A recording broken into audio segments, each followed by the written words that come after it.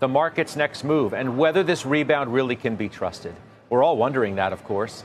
So let's ask Tom Lee. He joins us now live. Welcome. It's good to see you. Great to see you, Scott. So I look at your notes today, and you suggest the worst is behind us. What makes you think that?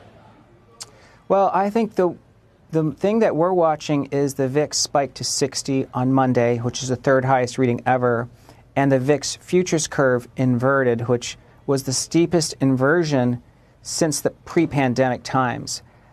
Both are starting to normalize. I think the VIX, as it closes below 20, and it hasn't closed yet, and as that VIX futures term structure uninverts, that tells us the worst of the panic is behind us. I don't think it means we won't have ripple effects, because we know there's some trapped bulls, and there's still some nervousness around Iran and how much of this yen carry trade has to unwind. But I think the worst of the selling pressure is behind us. How do we know that we had just a growth scare and not something more dramatic to come, Tom? Never mind the unwind of the carry trade, and no one really knows whether that's over either. But when you think about those two events, what does it make you think about where we could go moving forward? Well, I think investors, when it comes to the growth scare side, have something they can check every week, which is weekly jobless claims, because that's what was a positive surprise on Thursday, and a lot of it came from Texas. Texas had a big drop in weekly claims week over week.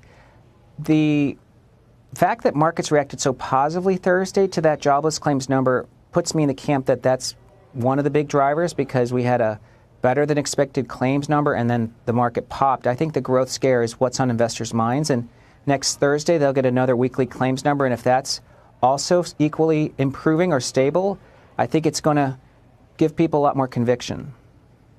What about the unwind of the carry trade? I mean, there's no real tell as to whether that's run its course, and that seems to be, the obvious catalyst at the beginning of the week for positioning being well off sides, and it just needed to correct itself. Has it finished?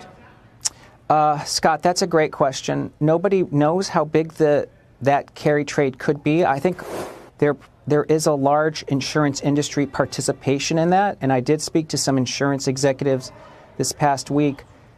As their view is, there's a lot of financial institutions that actually implemented this trade, but if it unwinds in an orderly way, it's not disruptive. It's just that if you have weeks or days like Monday or last week, the end of last week, that's very disorderly, and that gets very expensive, because these insurance companies have to take off these hedges, and then they suddenly have unhedged carry trades.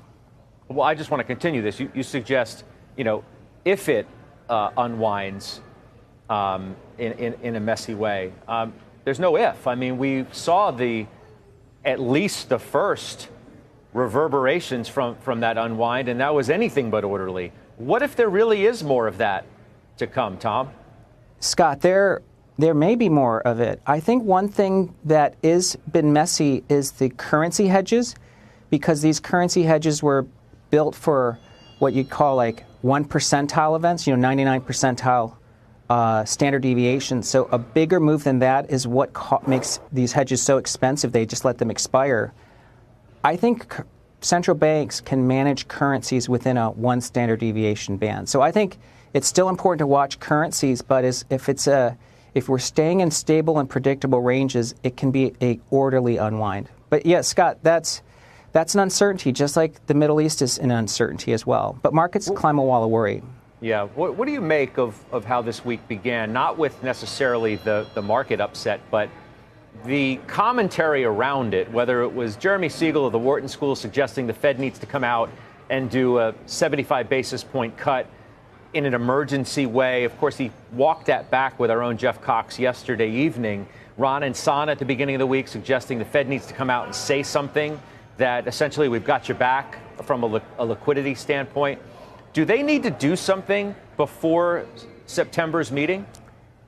Scott, I think both comments from both Ron and Jeremy Siegel are actually valid. But to me, what it speaks of is I think the markets and I think economists are no longer willing to deal with data dependence. I think they want a Fed that's more forward-looking, because that makes them comfortable the Fed could respond if conditions deteriorate. I think that's the kind of language I'd like to see disappear is we're data dependent, so that by necessity they're going to be very late. I